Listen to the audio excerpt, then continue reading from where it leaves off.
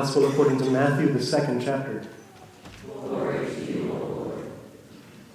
In the time of King Herod, after Jesus was born in Bethlehem of Judea, wise men from the east came to Jerusalem asking, "Where is the child who has been born King of the Jews? For we observed his star at its rising and have come to pay him homage." When King Herod heard this, he was frightened, and all Jerusalem with him. And calling together the chief priests and scribes of the people, Herod inquired of them where the Messiah was to be born. The wise men the people told him, "In Bethlehem of Judea, for so it has been written by the prophet. And you, Bethlehem, in the land of Judah, are by no means least among the rulers of Judah. For from you shall come a ruler, who is to shepherd my people Israel." Then Herod secretly called for the wise men and learned from them the exact time when the star had appeared. Then Herod sent them to Bethlehem, saying, "Go and search diligently for the child, and when you have found him, bring me word, so that I may also go and pay him homage." When the wise men had heard the king, they set out, and there ahead of them went the star that they had seen at its rising, until it stopped over the place where the child was. When they saw that the star had stopped, they were overwhelmed with joy. On entering the house, they saw the child with Mary, his mother, and they knelt down and paid him homage. Then opening their treasure chests, they offered him gifts of gold, frankincense, and myrrh. And having been warned in a dream not to return to Herod, the wise men left for their own country by another road. The Gospel of the Lord. Praise to you, O Christ.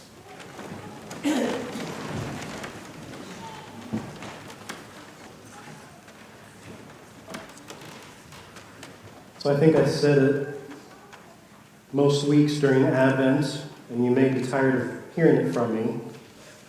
Well, when's that stopped me before? That the thing that I kept saying was that I found the season of Advent to be so weird. Right? All through the month of December, look around us. The stores said that it was Christmas. The advertising said that it was Christmas. The radio stations said that it was Christmas. The decorations that were on our homes and around our towns all said it was Christmas.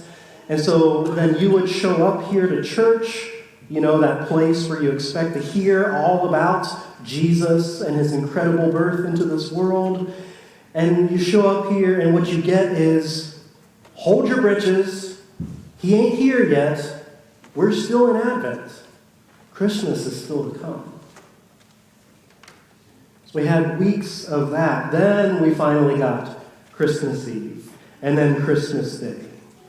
And we had that grand celebration for those 2 days. And then for some of you, the Christmas festivities continued, maybe with a few more family gatherings on the days that followed, especially since many of you are related to like 2/3 of people in town, so you have to have all these parties. But for the most part, when it came to 12:01 a.m. on December 26th, maybe the 27th, because there were still cookies to pick over and wrapping paper to pick out of the carpet. But that morning, 1 or 2 days after Christmas Day, feels like Christmas comes to this screeching halt. Right? Even the kids were like, "It's not Christmas."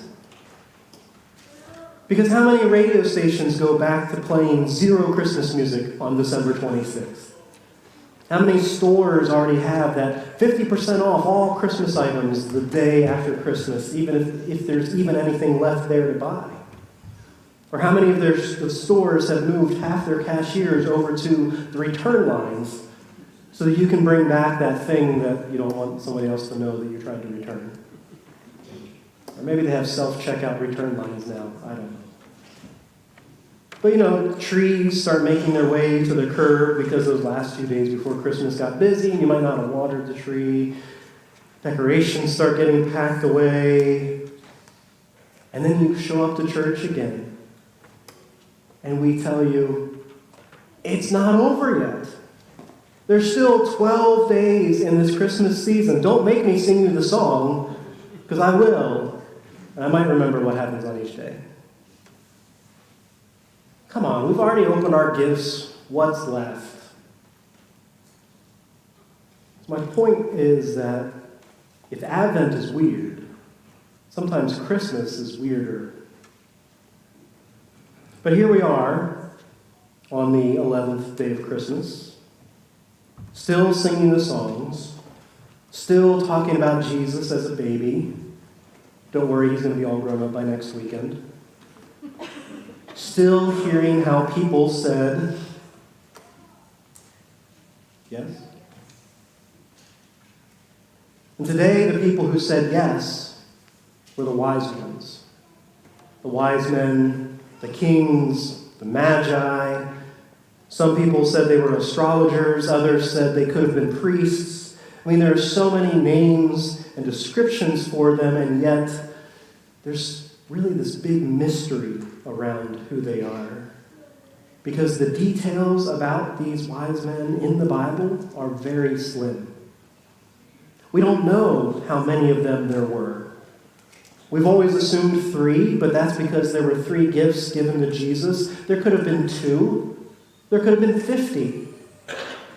Sometimes we're given the names, like the tradition of writing their first initial on the door. But again, it's all tradition and folklore because they're not named in the Bible.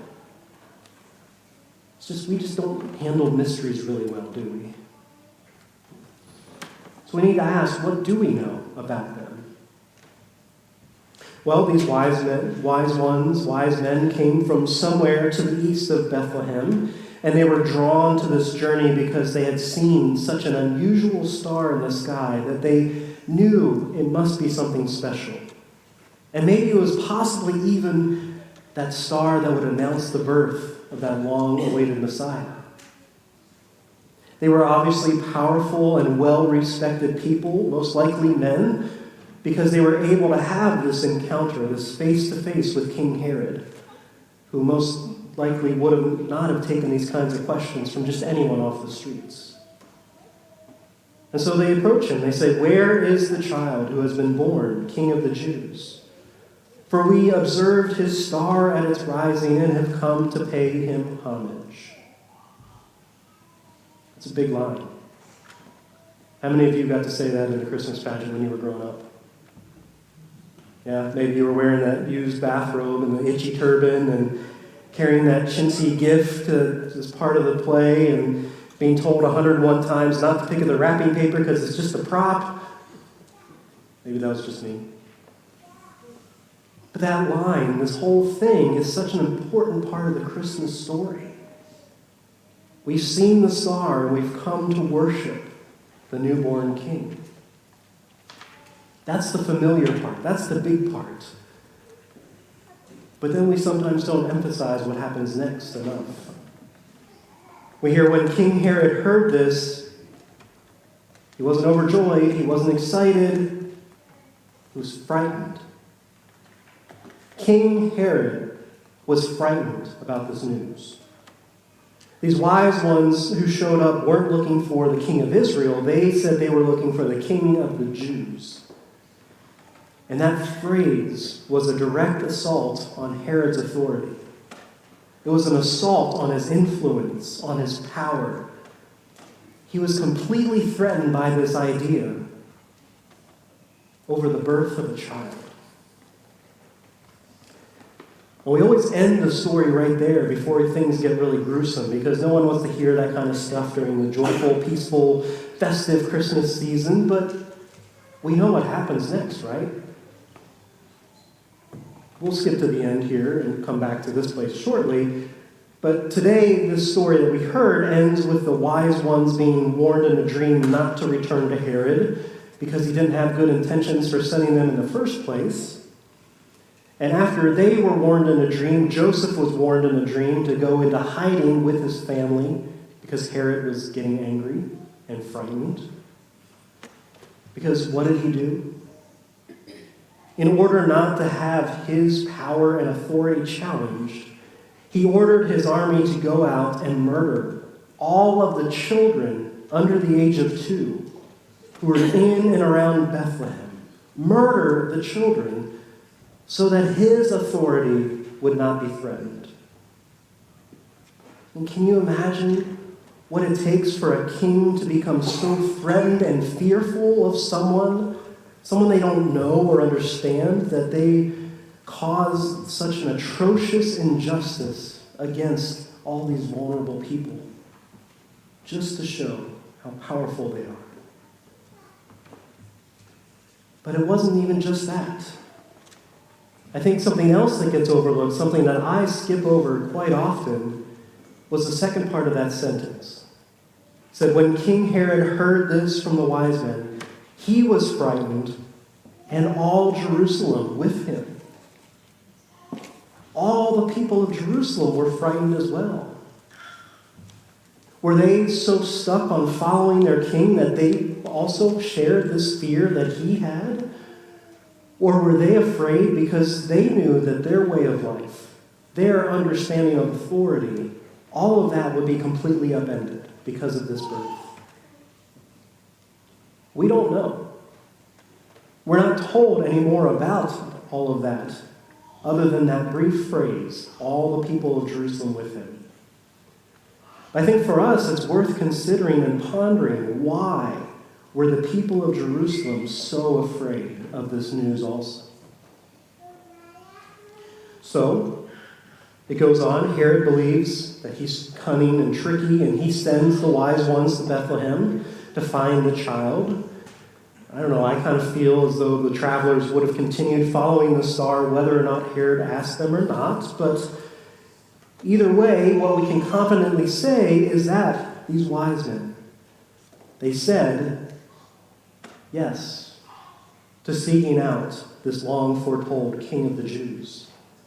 They said yes when this strange star arose and called them forth, called them out of their normal lives for who knows how long. And they said yes when the one with political authority asked them to continue this journey. And not to keep bouncing around in the story, but at the end of the story, they also said yes once again when they were warned in a dream not to return to Herod. They said yes to obeying divine guidance from God over human and political intimidation and power. I think there's a lot of times where our yeses also have to come despite what the world around us is telling us. And I think that's a big part of the story of the wise men. They show up in the midst of this tense political world. They show up in the heart of the politics. They show up right in Jerusalem, only to find out that the king that they are seeking is not there, but rather in this other town called Bethlehem. And rather than give in to the fears and the chaos of the world, these magi perform the simple act of continuing the journey, of showing up and being present, of bowing and worshiping and presenting gifts to this small child. Isaiah earlier told us that darkness covers this world. Darkness fills us as people. This is the good news that counters that. That in the midst of the darkness, in the midst of our dark world, in the midst of the chaos and the power struggles in our political society, the wise men showed up. And we are called to show up and say yes to offering even the simplest of gifts to God. Thanks be to God. Amen.